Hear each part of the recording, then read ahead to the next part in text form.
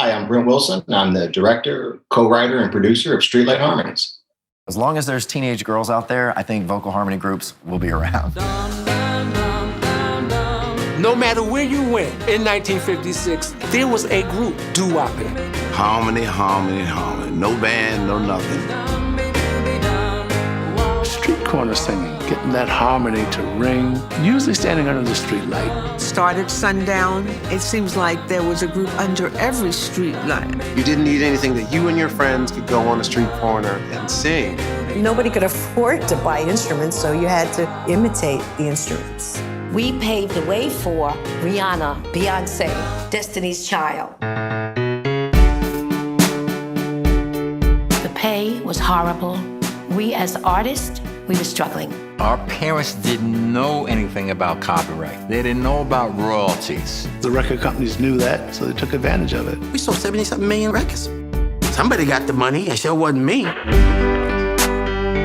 Music has always had a way of being the great common denominator that brought people together. This music moved the country to a place where in the 60s, the civil rights movement was ready to happen. Music has no color. This is about love. It's for the love of the music. When the night has come and the land is dark and the moon is the only light we'll see. Dum dum dum dum dum dum be dooby dum wah wah wah wah. That is the trailer for the documentary Streetlight Harmonies, and this is Factual America. Factual America is produced by Alamo Pictures, a production company specializing in documentaries, television, and shorts about the USA for an international audience. I'm your host, Matthew Sherwood, and every week we look at America through the lens of documentary filmmaking by interviewing filmmakers and experts on the American experience. Subscribe to our mailing list or follow us on Facebook, Instagram, and Twitter at Alamo Pictures to be the first to hear about new productions, to find out where you can see our films, and to connect with our team.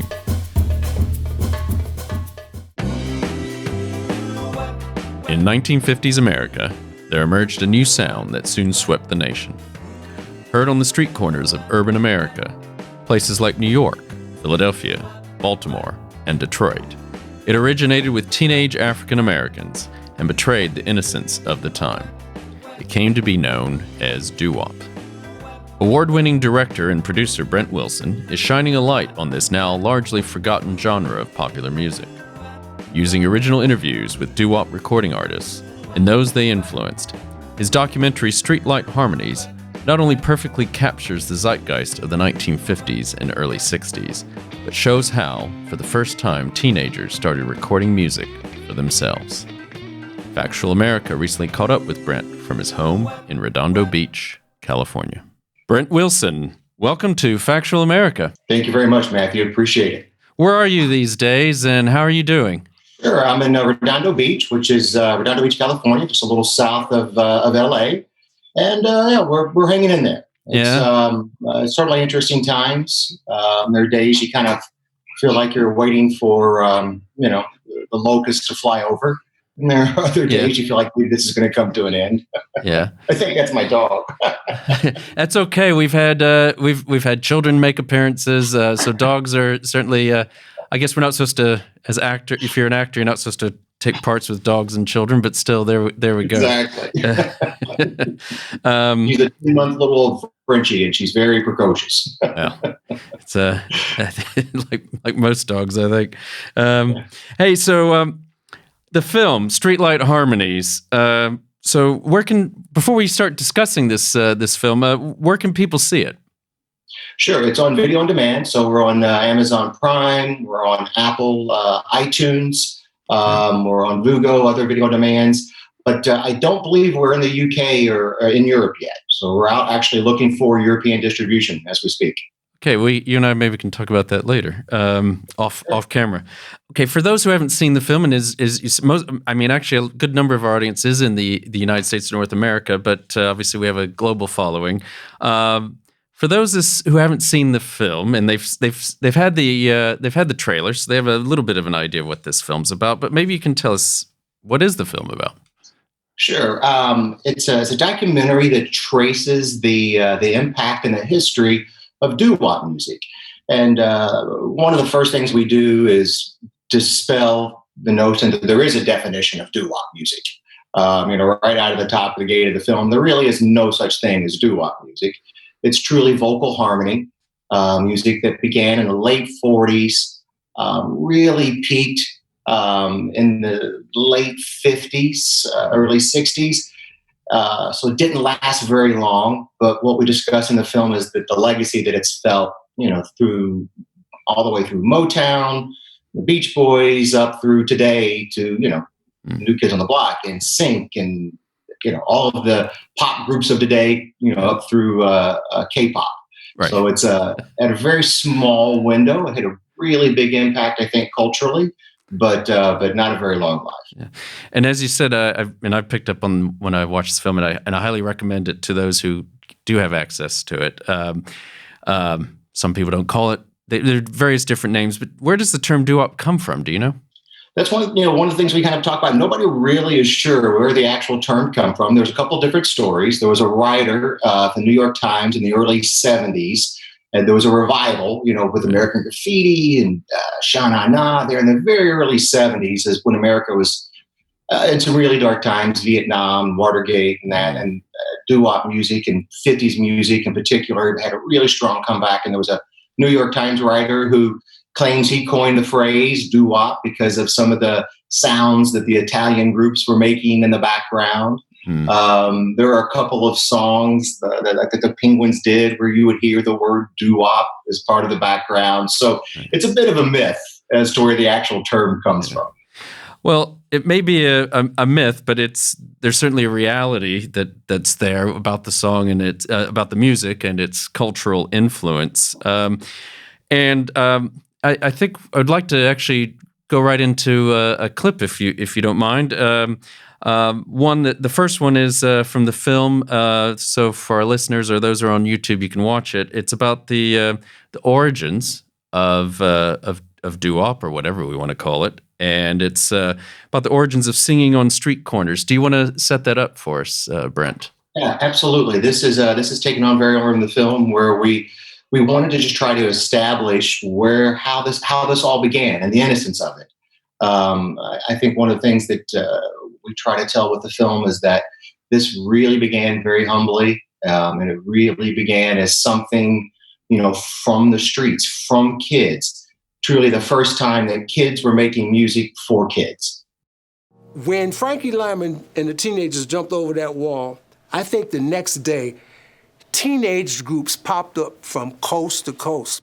All of a sudden, we realized that as a teenager, we can actually, maybe make a record. Frankie Lyman was about the same age I was, so I said, if he can do it, I can do it. They caused the epidemic.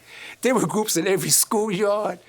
They were all over, and no matter where you went in 1956, during the summer, no matter what neighborhood, what project, you heard harmony every place you went. Boom, boom, boom.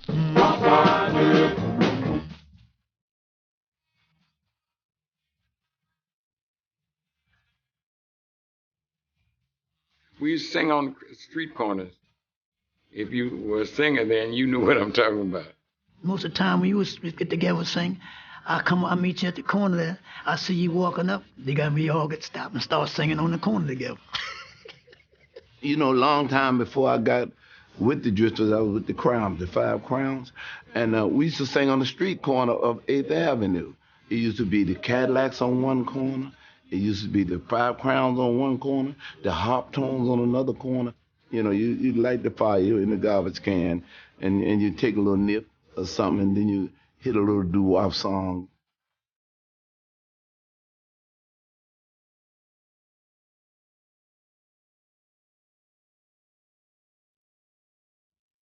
And this is where this whole thing called doo-wop developed in the inner city. And that, to me, is what doo-wop really is. It's a homegrown music. That's an excellent introduction there into this musical genre. I mean, singing on street corners. I mean, if you did that today, people would think you're crazy, wouldn't they? Absolutely, yeah. And it's such a beautiful image. And it was when we were doing the interviews, I remember thinking to myself, I wonder if this is romanticized, to the point where it's, did this really happen? Yeah. And as you saw in that clip, and there's some other interview bites later, with Charlie Thomas of the Drifters, who's truly one of the great originators and one of the great artists of Doo-Wop, the Drifters in particular. And Charlie talks about how, we would be, standing over a trash can and sipping some wine, and on this corner, and then another corner would be another group, and another corner would be another group. And I just love the fact that image was real and was true. You get the feel you could have just walked through different parts of urban America, certainly in the Northeast, New York, Philadelphia, places like this, and you would have just, who needed a radio or a transistor radio if they even existed at that point? You just had music wherever you went, sounded like. Absolutely. And Lala Brooks, who was also from Brooklyn area up there in New York, and she talked about how they would sing on the stoops. So, every stoop would have a different group. And then little Anthony of Anthony and the Imperials talks about how actually the best place to sing was down in the subways because it had the echo. So, you go into the subways, you would hear these kids singing. And I would imagine it was probably a lot of uptight adults that were upset hearing this crazy doo-wop music. But I think, it would be great to be able to relive those moments and see that again today, because it really is, I think, a part of it. It's an image of inner city. It's an image of an innocent time, and it's very, I think, uniquely American. Yeah, I think that's a very good point. I mean, where did this come from? It didn't just happen in a vacuum, did it? So how did doo-wop, or whatever we want to call it, come about? Sure. I think, as we talked to a lot of our interviewees, we're really proud of how many we interviewed. We really wanted to capture just as many as we could. We just wanted it to be an overwhelming amount sometimes, because we wanted to have so many people telling their stories. And they would all kind of say the same thing. It was a repeated story, which was, a lot of them were coming out of gospel. Mm-hmm. They would sing in church. And at that time in America, you couldn't afford instruments. There was no music programs in schools. There was no money for instruments. So kids would just try to make the sounds of instruments. And, of course, they couldn't sing in their houses. It was hot outside, it was hot inside. You'd go outside and you would just sing. So I think it was just birthed out of a need to create, right? You're a young teenager. You've got time on your hands. You can't afford an instrument. You just got to create. And it truly comes from that honest, innocent place that true art comes from. And talking about where the art comes from, I mean, you also deal in the film, I think, quite well with the motivations for why these people were, especially the male groups, were singing. And we've got another clip. I know it's a bit early in the podcast, but let's go. I'd like to play that here now about why these guys would start these groups. Maybe could you set that up for us, if you don't mind? Absolutely. I think this is this was one of those questions that we asked that was a very consistent answer. And my guess is, if you asked any young artist today why they started, I'm going to bet they would give you this exact same answer. When you're singing those sweet love songs like that on the street corners, there were girls always around. All right. And that was that, and that's right. That was it. That's what you I put my baseball glove down, my bat down. Everything. This is what I want to do. Yeah.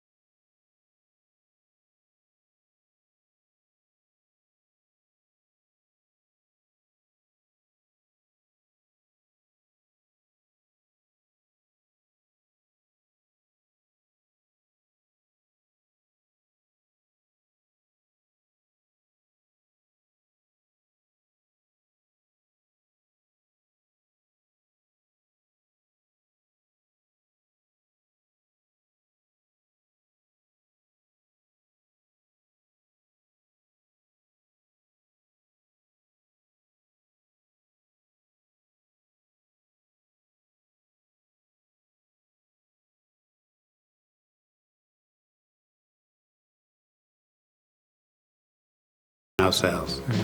As long as I had a street light or a bunch of guys together staying on the corner, on the stoop, it didn't matter. For me, it was the inner city urban sound.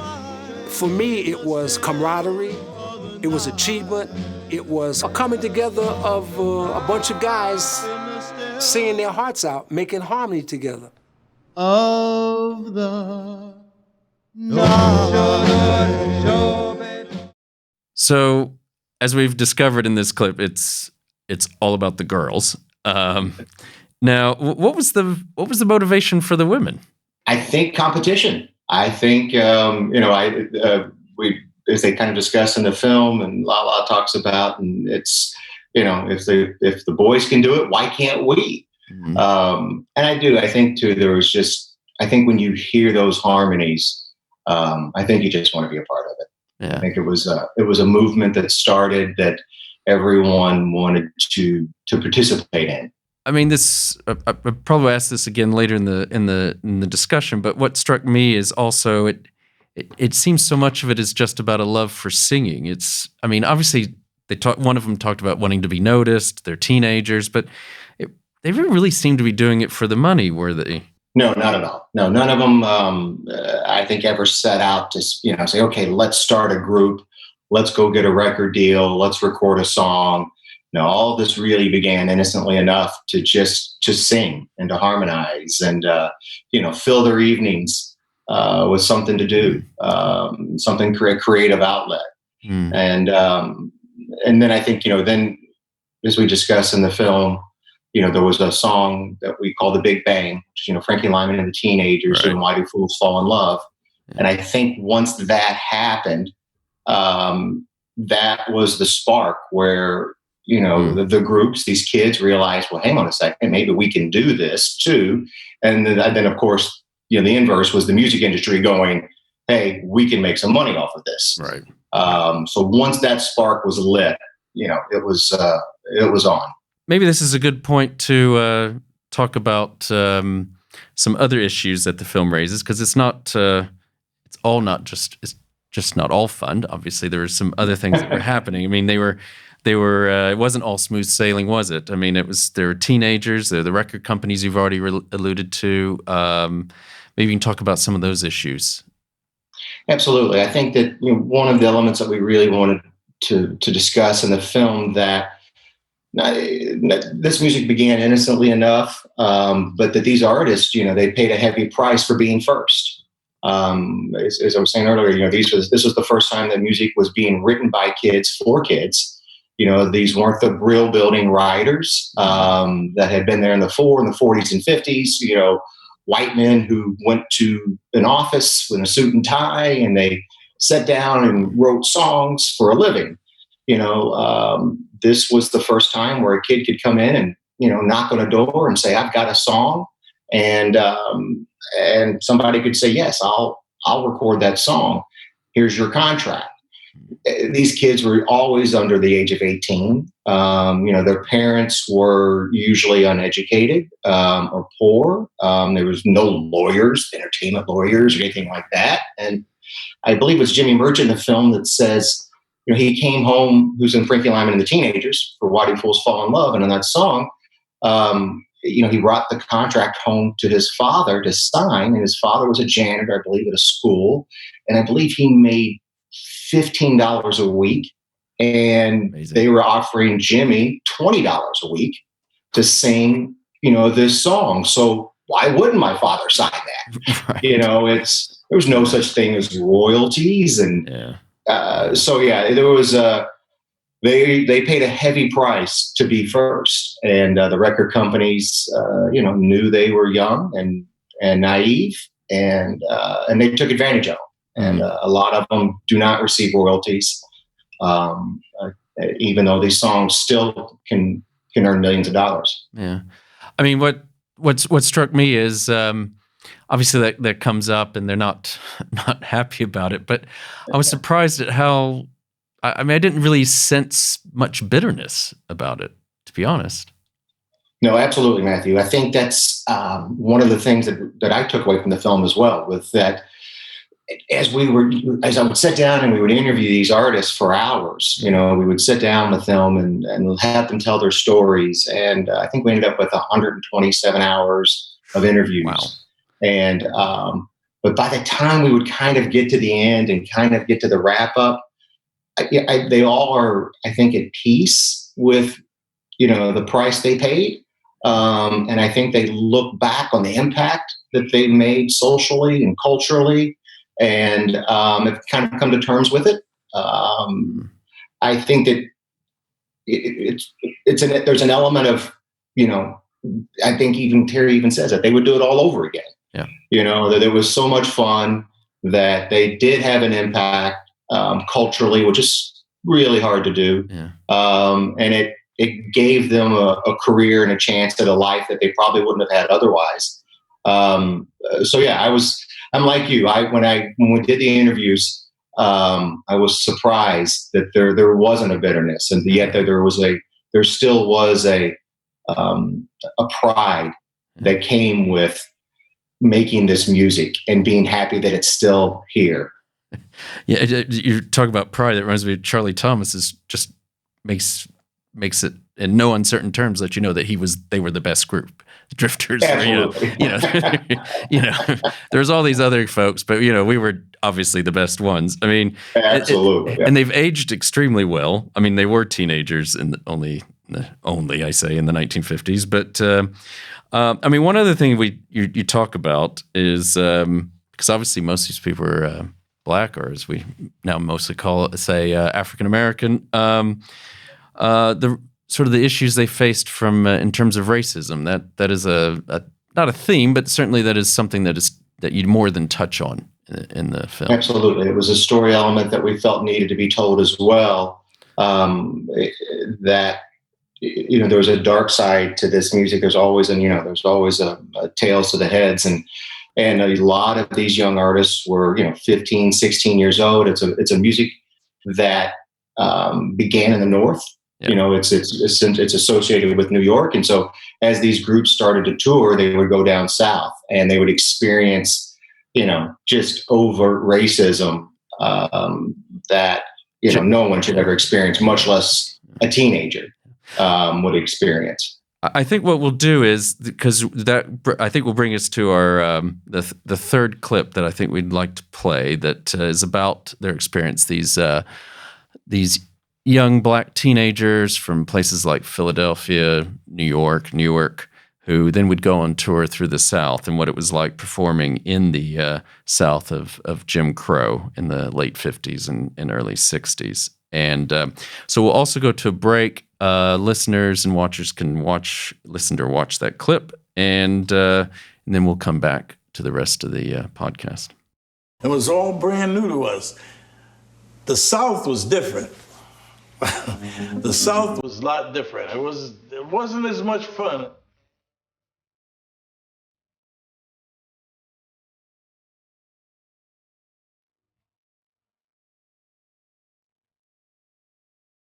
I'll never forget Birmingham, Alabama.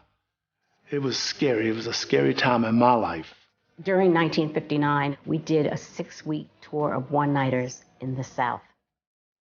And that was a mind-boggling and eye-opening situation for all of us. We would see people outside, sticks, guns. Better not get off that bus, boy. It was a heck of a time, man. We knew what we were reading in the papers. We heard it on the news. We saw things on TV about what was happening in the South, but we really didn't have a clue. To play the South was it was hard for me as a teenager, as a young teenager. I don't know about the other girls because they were 18, and maybe they were more mature than I was. I wasn't as mature to understand racism, and I was angry. Rough, man. Some of it was rough, We had to go to the back room. Going to the South, we had to go to the back room to eat. We couldn't sit down and rest around. They wouldn't serve you. They wouldn't serve you back then. You're listening to Factual America, Subscribe to our mailing list or follow us on Facebook, Instagram, or Twitter at Alamo Pictures to keep up to date with new releases or upcoming shows. Check out the show notes to learn more about the program, our guests, and the team behind the production. Now back to Factual America. Welcome back to Factual America. I'm here with Brent Wilson, director and producer of Streetlight Harmonies, which you can find on video on demand, certainly in North America. I would describe it as basically a history of rock and roll squeezed into an hour and 20 minutes, basically. There's a lot of stuff we won't even touch on. I mean, you get the Wall of Sound, we get girl groups, we've got Phil Spector and Jeff Barry, people like that. But we just seen this clip, or listened to this clip about so the racism that many of these artists faced. One thing that struck me, because they had these other white groups that were traveling around with them, developed these friendships. I'm here in England. We had a nice little section in there about the Beatles. But one thing that struck me is this visceral disgust about what happened with the song Shaboom. Yes. I mean, they were not happy. So you had the Chords played the original, and then this Canadian group, and I'm not picking on Canadians, but this group from Canada called the Crew Cuts came in and then scored a number one. But it seemed across the board, everyone had nothing good to say about that. Yeah, I think that was, for me as a director, that was just the clearest example of a song that was just butchered when it was covered by a white artist, which was, the common practice at the time. Yeah. Pat Boone and everyone covering Little Richard. And it was just, that's how the music industry, further, made money off of these artists. But the song Shaboom, if you've ever heard it, if you haven't, it's a great song. It holds up to this day. And for me as a director in the editing bay, there was just no greater example of, just taking a great song by a great African-American artist and just butchering the heck out of it with, some white guys out of Canada and it being successful. Yeah. And I think that's the sin, is not doing it and covering it, but doing it and covering it and it being more successful than the original. Yeah. And I actually Googled it. I just put in Shaboom, and unfortunately, the first thing that comes up is an image of the Crew Cuts. Absolutely. Absolutely. So then I double checked, because I'm quite familiar with it for various reasons, mainly because, I've got children and they love the Cars movie, and it's in there.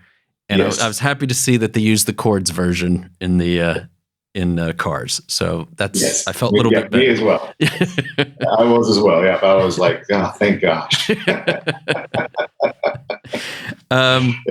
So, I mean, I don't want to give away the film. I think everyone should watch it. It's, if anyone, even if you're not interested in this time period, there's so much to take away from it, and some amazing music.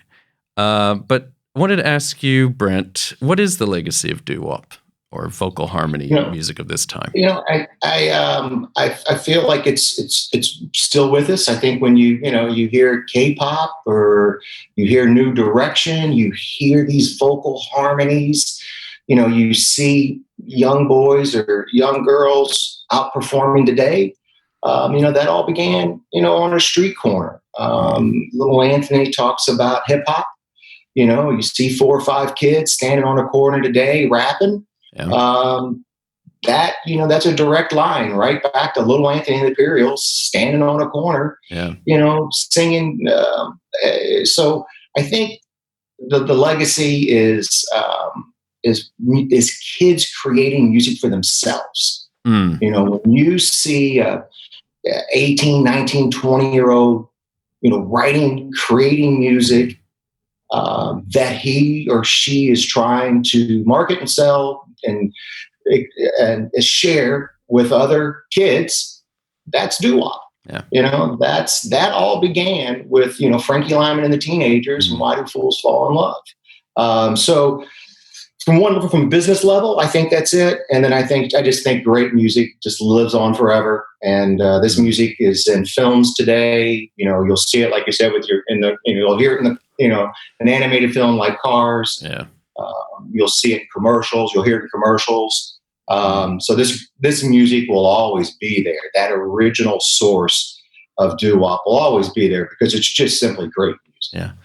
And I mean, again, we were talking about the race side of things as well, but you could say it helped at least carry along the civil rights movement. There's all kinds of other legacies that when people finally or haven't had a chance to watch the film yet, will definitely discover, and well worth their time if to do so.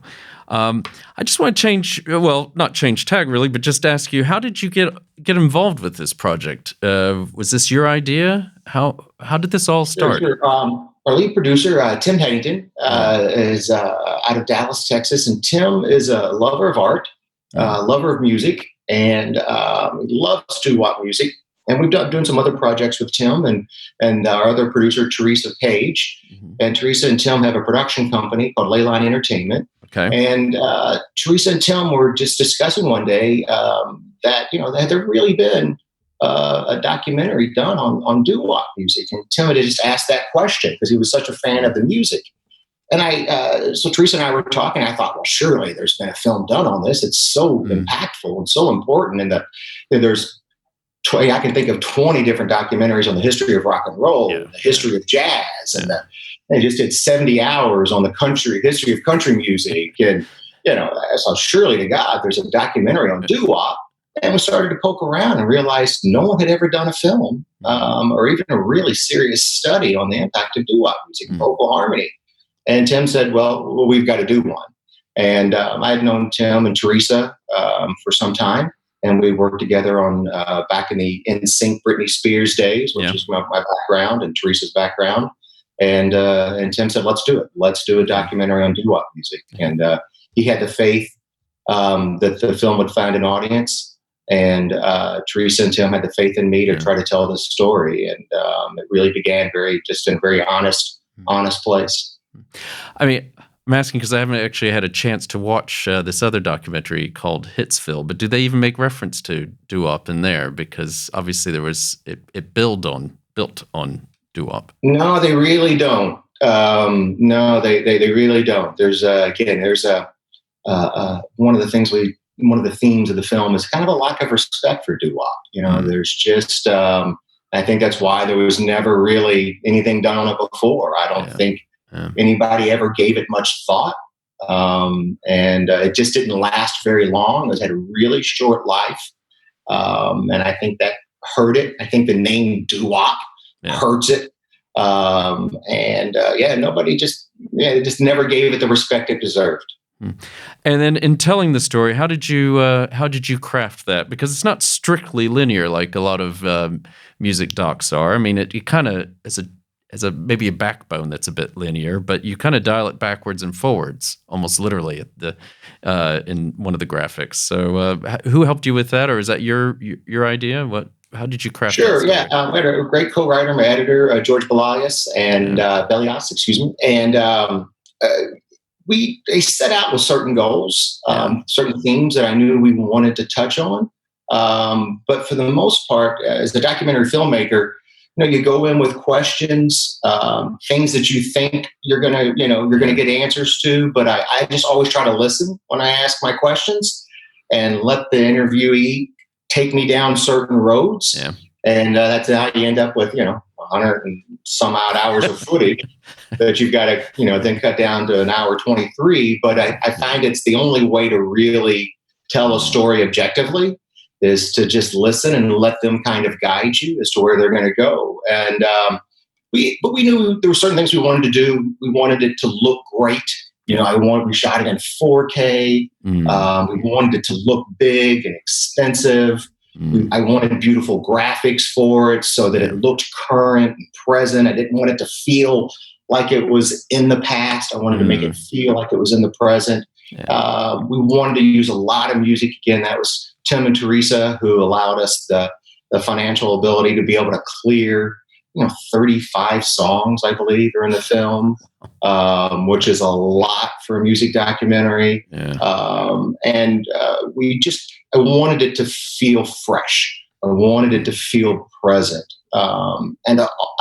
Because my hope and goal was that it would be seen by people who don't like doo-wop music. Yeah. If you like doo-wop music, you're going to love this documentary. Yeah. But so I always say, you're going to come to the table. I don't need to do anything to bring you to the table. But how do I get maybe your son who heard, Shaboom and go, I love that song. How do I get that person to watch the film? And that was the way we approached it. And it's why we keep it very short. We don't, I wanted it to move quickly. That was a very conscious decision because I wanted it to feel fresh.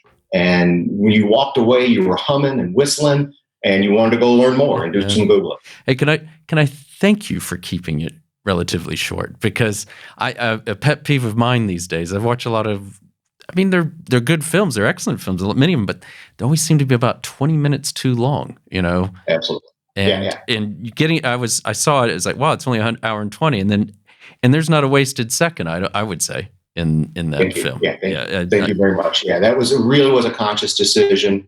We could have very easily made the film 2 hours long and expanded on things, but I think it doesn't serve the greater audience. Yeah.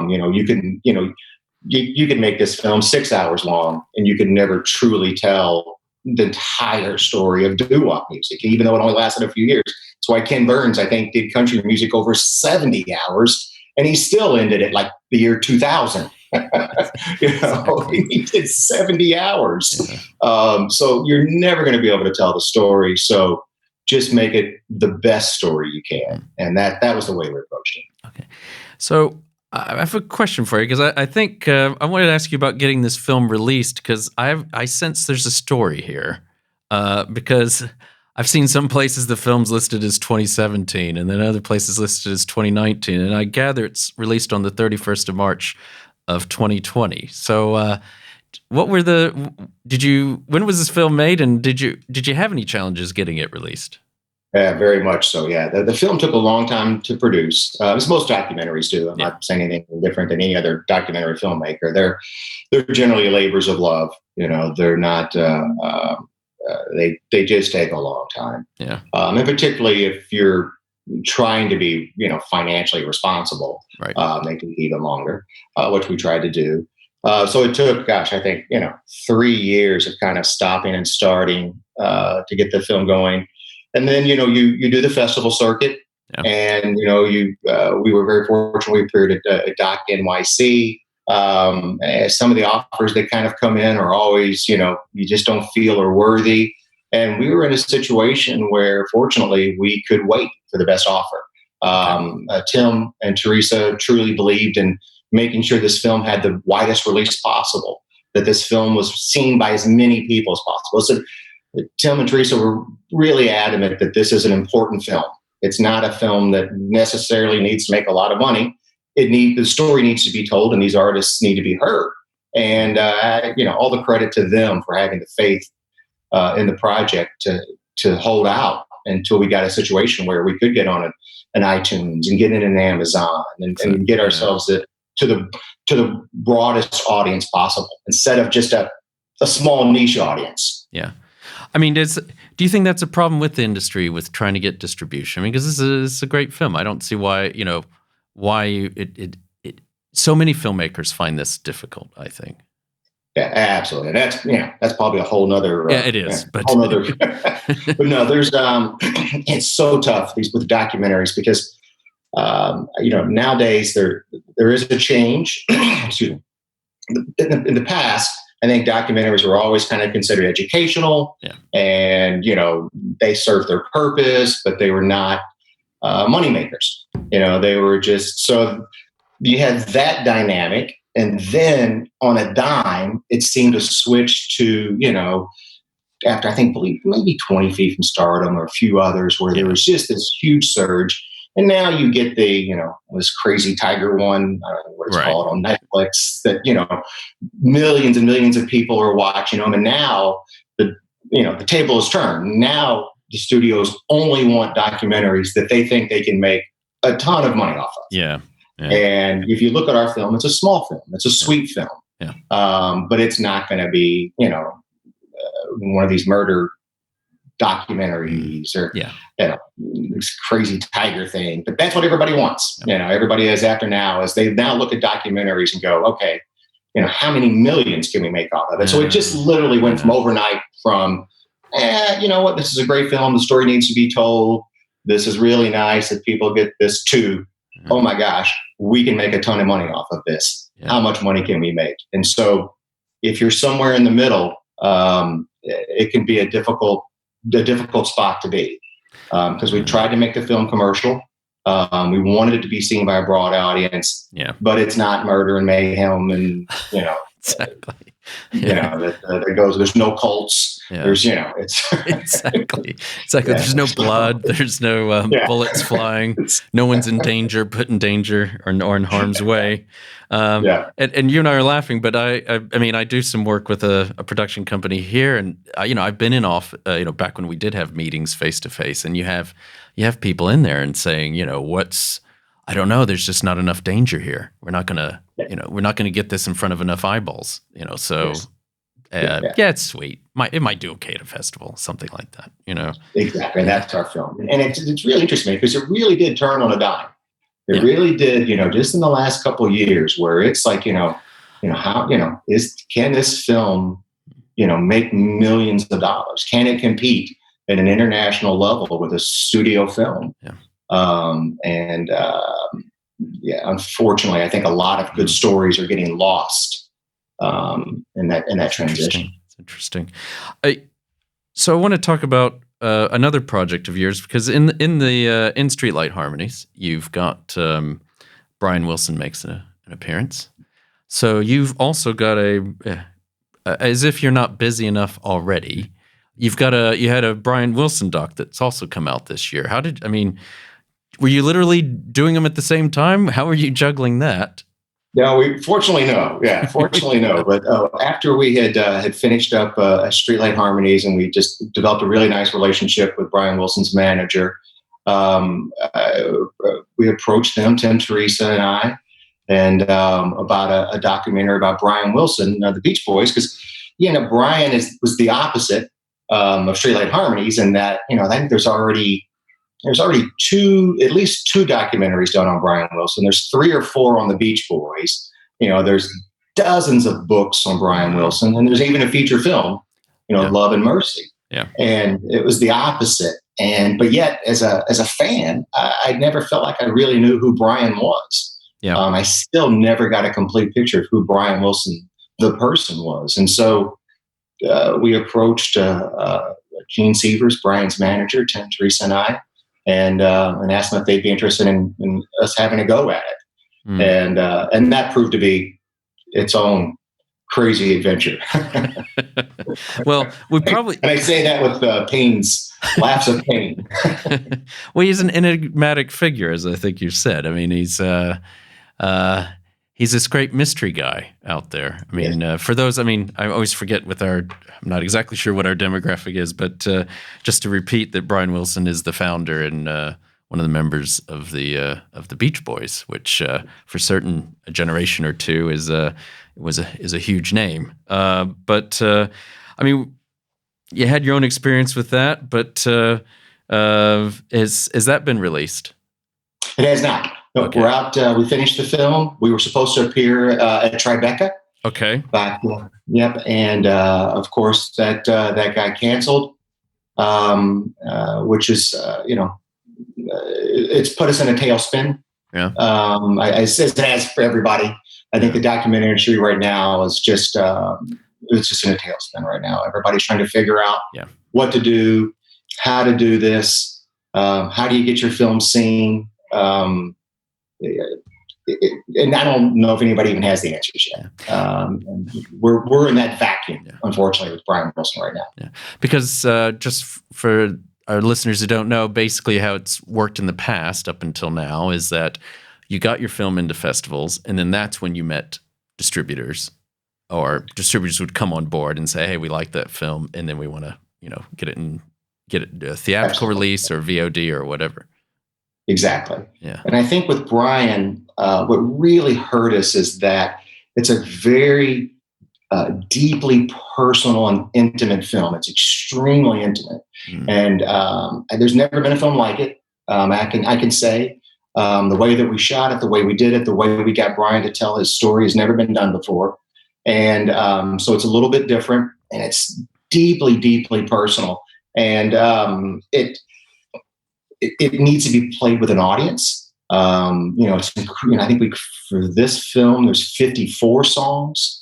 And it's, we mixed it in 5:1. Again, we shot it in 4K, and it's a film that needs attention. You need to pay attention to it. It's deeply intimate, deeply personal, very nuanced, because Brian doesn't speak a lot. You really need to watch his face and his reactions and his emotions. And watching it at home during a pandemic is not the way for the film to be seen. Interesting. And that's the way a lot of films are being sent out. We were, I think, 2 weeks away from Tribeca when everything hit and everything got canceled. And I was actually shopping for a suit when they canceled it. My wife was like, "You're wearing a new suit," when they canceled it. And we were playing on a Saturday night in their largest theater. I think it was 900 seats. It was almost already sold out with 2 weeks to go. So I know in my heart the film would have played really well with an audience, and it needs to be seen with an audience. So unfortunately, we're no different than I think so many other documentaries right now. So you're going to hold off until you can get in until the to the theaters open up. Is that exactly? Is that the plan? Yeah. So I think our plan is that we're going to take the film. We're going to hope for festivals to come back. Yeah. Sundance is in January, so we've got our fingers crossed that next year the festivals can we'll make a comeback and get the film seen that way. Okay. So that's our hope. But it's edited, it's done, and it's sitting there ready to go, and I can't wait for people to see it. It's a beautiful film. If you love Brian Wilson, if you love the Beach Boys, if you've ever had anyone who's suffered from mental health, I think it's a film that will touch and move a lot of people. Well, I definitely, we look forward to seeing it, and hopefully you can get it released relatively soon, and we would love to have you back on. And very much so. Absolutely. That would be great. That seems like a great place to end this discussion, believe it or not, but because we are coming kind of towards the end of our time together. But I wanted to give the last word to the Doo-Wop artists, actually, on this particular podcast. And you've alluded to it already. You got your start with music videos and things. Britney Spears, NSYNC, Backstreet Boys. I'm sure there's loads of others. I'm not asking you to tell any tales or anything, but we kind of already touched on this, but what struck you about the Doo-Wop artists versus other artists that you have worked with over the years? That's a great question. I've never been asked that question before. I love the sense of commitment that they still have in their 70s. I love their passion that they have in their 70s. Will we be talking about some of these artists today? Will Justin Bieber be performing in his 70s, still committed to the music, still committed to telling his story? Katy Perry, you pick your artist today that is huge. Will they in their 70s and 80s want to be out there telling their stories, singing their songs? I don't know. I have my doubts. So I think the thing that I took away from all of those artists was the passion that they had to a lifetime commitment of music. They committed at a very young age, 15, 16 years old, to a lifetime of creating music and sharing music. And here they are, they're still doing it. They're still out there. You can find Charlie Thomas out on tour. You can find Lala Brooks of the Crystals out on tour. And I love that. I love the fact that they committed. There was no plan B. It was like, I'm going to be, an artist. I'm going to be a singer. And they're doing it. And I hope that the artists today, and it's the same with Brian Wilson. Brian Wilson tours nonstop.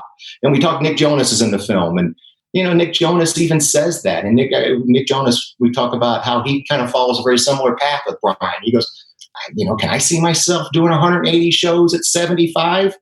I don't think so. So I think that's what I took away, is that they committed to a lifetime of music, and they're still out there doing it, man. Well, I said I was going to give through you, Brent Wilson, I was going to give the Doo-Wop artist the last word, so I will give him the last word. I'll leave it there. And I just wanted to thank you so much for your time. It's been a pleasure to have you on the Factual America podcast, and hope to have you on again soon, given that we've got the Brian Wilson doc hopefully coming out in maybe 2021, if not sooner. Just to remind our listeners and watchers, we've been with the director and producer of Streetlight Harmonies, which is available on Amazon Prime and other video on demand channels. Also want to remind you, well, first of all, I should give a shout out to This Is Distorted Studios here in Leeds, England. And please remember to like us and share us with your friends and family wherever you happen to listen or watch podcasts. This is Factual America, signing off.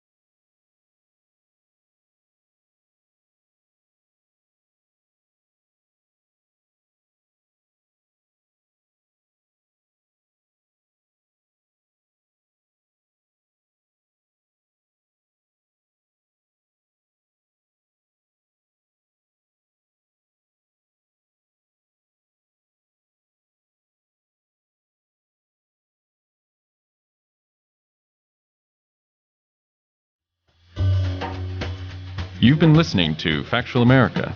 This podcast is produced by Alamo Pictures, specializing in documentaries, television, and shorts about the USA for international audiences. Head on down to the show notes for more information about today's episode, our guests, and the team behind the podcast.